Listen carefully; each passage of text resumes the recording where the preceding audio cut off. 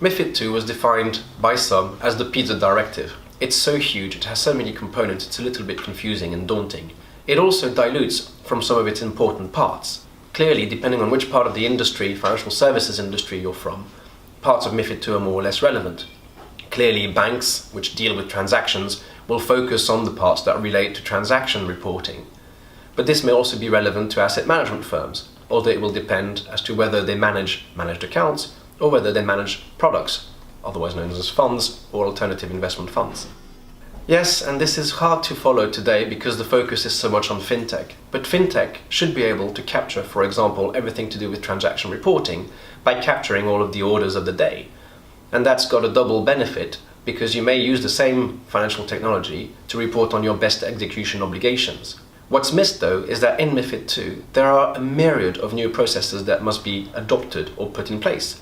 Within best execution, for example, you must demonstrate some checks are being done. How do you do that at senior management level? You can't just rely on a fintech report. You have to rely also on the written report that shows that you've assessed those things in a timely fashion. The same is true for product structuring and or product manufacturing, as well as product distribution.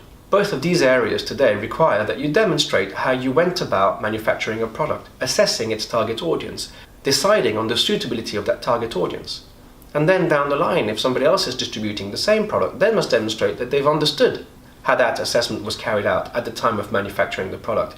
But they must also demonstrate how they understand the target market, because they are the ones who will be closer to that client, and they must show that they've understood the process of accepting them based on their suitability for the product. This is where regulatory technology is going to be ever so useful, because you will have to keep a record of everything that is done or that is seen to be done to demonstrate an evidence that you have done it, to protect yourself against any potential investigations or accusations. There are places where Mifid II may not be so relevant, and there's been more guidance where this has been made clearer, although it's still a little bit grey. This would be, for example, where a manager is managing a UCITS or an AIF. In those cases, some of parts of the Mifid II regime will not be applicable anymore, because Mifid focuses essentially on activities of management around managed accounts, not within a certain type of product. There may be some firms which are too small and where the relevance of Mifid is not so prominent. For example, advisory firms, or some firms connected to private equity activities or corporate finance. Nevertheless, you must assume that some parts of Mifid II will remain relevant, and you must adopt those changes on time. If you haven't started implementation, and this is July, you're late. Because whatever happens, and however small, you need to carry out an assessment of everything that you do and determine the relevance to Mifid II.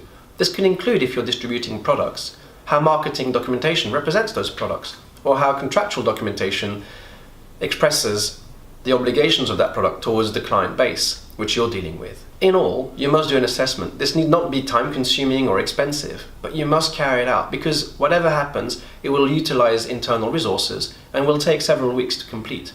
Thereafter, you will need to decide which policies must be implemented as a result of that assessment. And if some of that relates to research-related matters or transaction reporting or telephone recording, you may have to contact different service providers, notably fintech, regtech, and other computer-driven software solutions, to be able to implement the policies you decide to use.